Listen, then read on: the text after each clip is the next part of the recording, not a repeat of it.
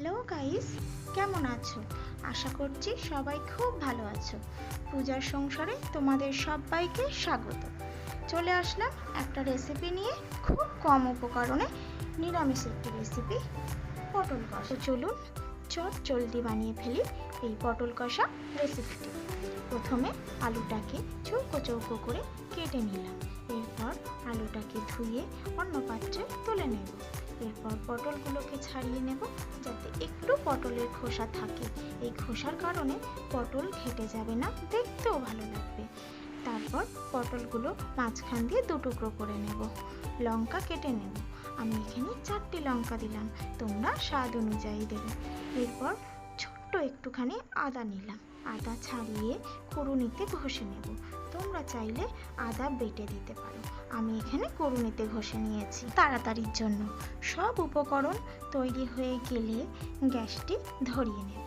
তাতে কড়াই বসিয়ে কড়াইতে সর্ষের তেল দেব।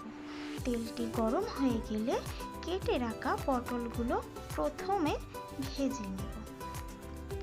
একটু লাল লাল করে ভাজতে হবে। লাল লাল করে ভাজা হয়ে গেলে ওই একটি পাত্রে আমি ওই পটলগুলো তুলে রাখবো। তারপর ওই তেলের মধ্যে আমি তেজপাতা, শুকনো লঙ্কা ও সাদা জিরে ফোড়ন দেব।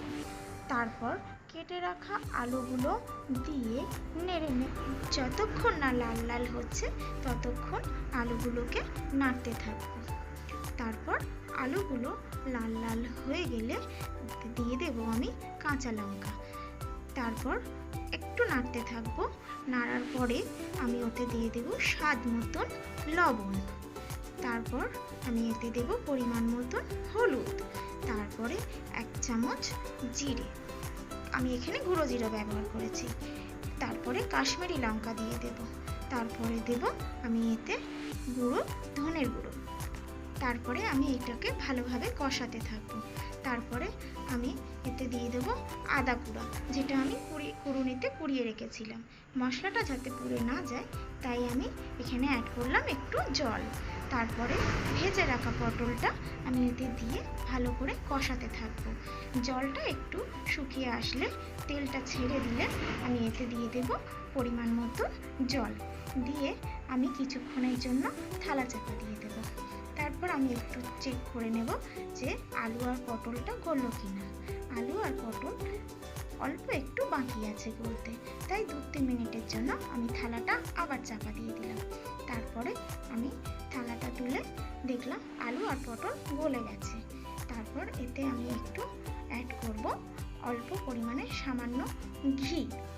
এতে আমি অল্প পরিমাণে ঘি দিলাম আর স্বাদ মতন একটু চিনি দিলাম, যেহেতু এটা নিরামিষ রান্না। এটা আমার প্রথম রান্নার ভিডিও।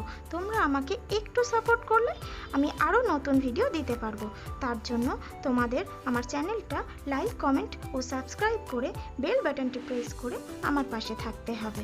ব্যাস হয়ে গেল আমার খুব কম উপকরণে পটল কষা রেসিপিটি।